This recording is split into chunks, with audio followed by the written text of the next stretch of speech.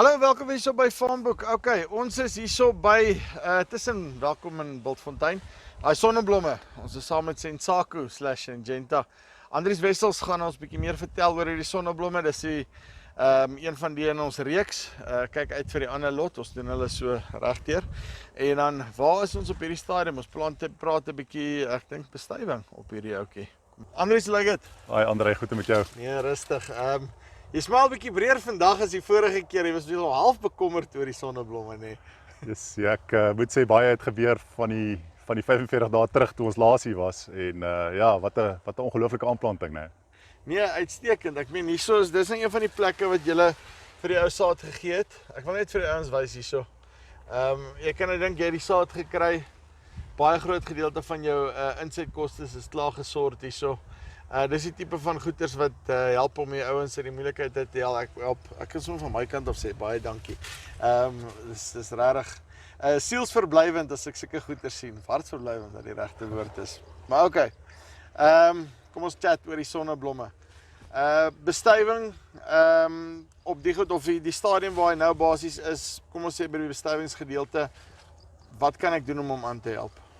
So fyner bestuurstegnieke en fyner bestuursinsette is nou baie belangrik. Iets soos 'n boorbespuiting kan nou baie help vir alles wat hoër potensiaal aanplantings is. En veral nou in die middel van bestuiving kan boor 'n groot verskil maak om ons te help met effektiewe bestuiving.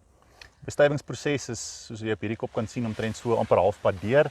Yes. Jy sal sien die buisblomme gaan van die buitekant van die kop in konsentriese ringe, omtrent so 3 ringe elke dag, 3 na 4 ringe elke dag oop, tot hy in die middel bestuif is. So hierdie op die punte, daai is net klaar bestuif. Korrek. Daai is bestuif, hierdie word nou bestuif en dan gaan hy so 3-4 oop totdat hy nou klaar is. Korrek. So jou hele bestuivingsproses duur omtrent so enigiets tussen 7 en 10 dae afhangende van 'n paar faktore. Maar ek dink is belangrik, André, om daarop te let dat sonneblom is selfverenigbaar. Ja. En soos jy kan sien op hierdie ringe wat nou oop is. Verduidelik my nou net gou selfverenigbaar. Dan gooi jy vir my met groot Afrikaanse woorde hierso. Verduidelik my net wat is dit presies en hoe werk dit? Okay, so soos wat jy op hierdie kop kan sien, as jy gaan kyk na die buitenste rand, soos jy dit reg genoem het, dat jou bestuiving klaar plaasgevind. So onthou jou styfmeel stoot deur die helmknopbuis uit. Ja. En soos die bestuivingsproses vorder, word jou stempel deur die helmknopbuis uitgestoot. So die gevolg is dat jou styfmeel sit bo op die helmknopbuis. En dan as jou stempel uitstoot, verdeel die twee stempellobbe. En as daar dan nie enige bestuivende insekte is of kruisbestuiving is nie, verdeel daai lobbe net verder en druk dan teen die plant se eie styl om bestuiving te laat plaasvind. En dit is waar die term selfbestuivend vandaan kom. So sonneblom het nie nodig, baster sonneblom het nie nodig om insekte te hê vir kruisbestuiving nie. Die proses is van so 'n aard dat 'n kop homself kan bestuif in die afwesigheid van insekte. Maar gewone konvensionele oop bestuivers, hy het 'n ding nodig. Ja, jy gaan nog steeds 'n mate van selfbestuiving daar ook kry. Insekte gaan natuurlik altyd baie help. As jy insekte het of bye wat langs die land is, baie boere plaas gewoonlik hulle korwe langs die land, dan help dit. Iets soos byvoorbeeld 'n stieleskewer of enige insekte is altyd net bevorderlik. Maar ek dink die kernboodskap is, gegee die genetiese aard van sonneblom, is selfbestuiving moontlik by sonneblom. Net seker maak op saad sonneblomme het jy nou weer 'n klompie bye nodig. Korrek, want onthou syfmeel by sonneblom is swaar. Dit kan nie met die wind versprei word nie en jy het fisies 'n draer nodig om dit van die restorerlyn af na die steriele lyn oor te dra. Korrek. Ek is 100% met jou. So sê gou vir my Andries, ons is nou hierso groei stadium 2. En hoekom is dit belangrik in die plantsontwikkeling? So groei stadium 2 is die fase waar die aantal pitte per kop bepaal word.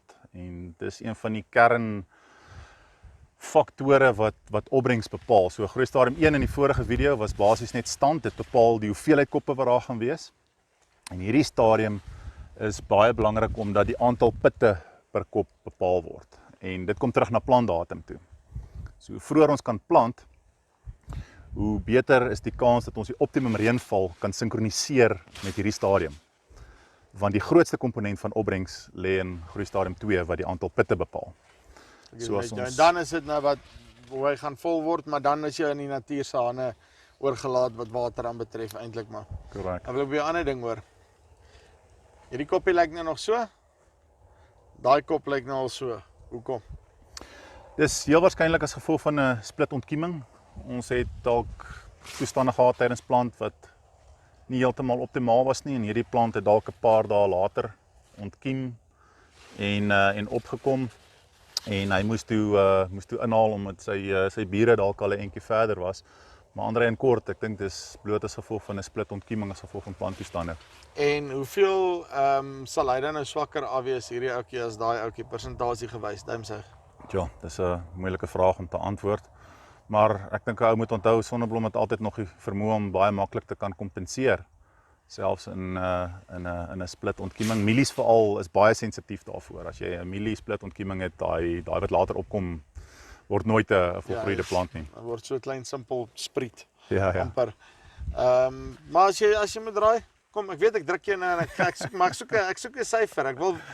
Waartoe ek wil kom is ek wil net probeer bepaal hoe belangrik is dit vir my om ag te lê op my planter en seker te maak dat ek dalk 'n stadiger plant, selle diepte plant, al daai goeters. Want hoeveel kan ek potensiaal inboet hierso?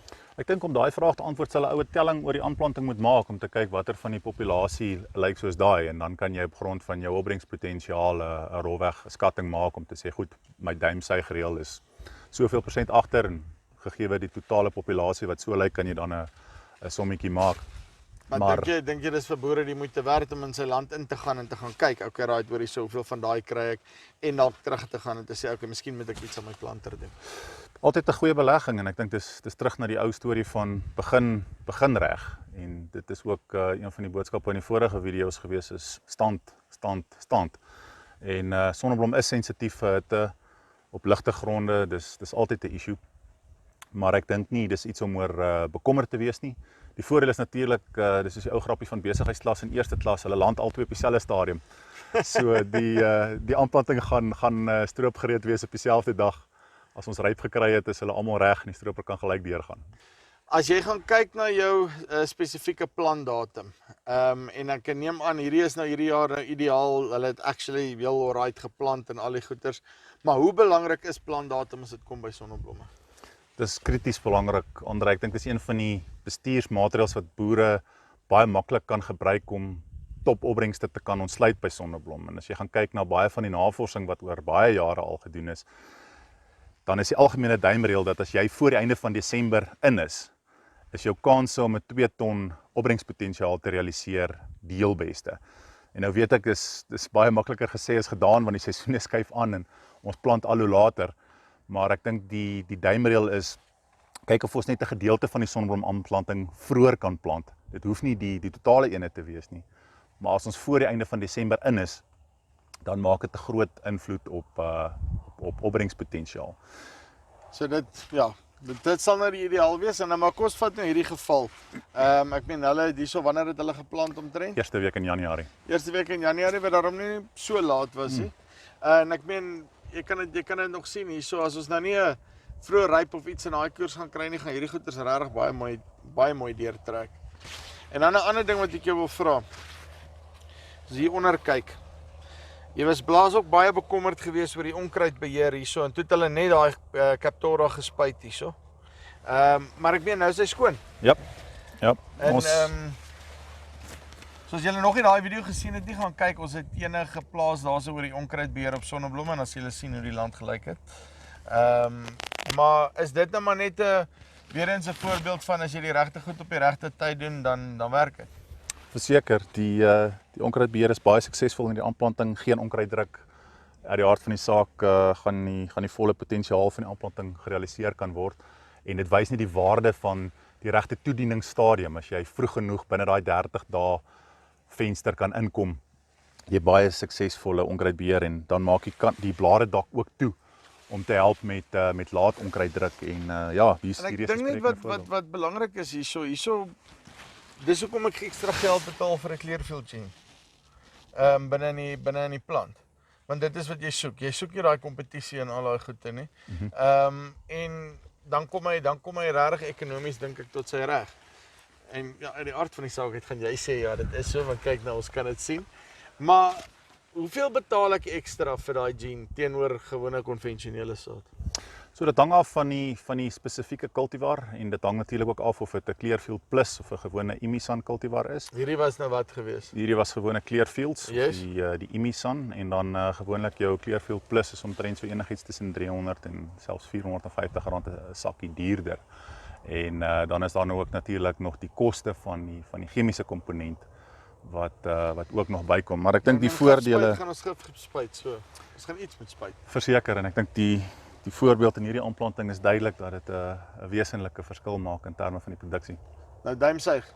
Hoeveel gaan hulle stroop hierso as alles nou alright nog bly? Ek was bang jy gaan my die vraag vra en ek Luister. ek wou dit eintlik nie gehad het nie. Nee, my opbrengsskatting, dis nog redelik vroeg, ons moet nog blom deurgaan.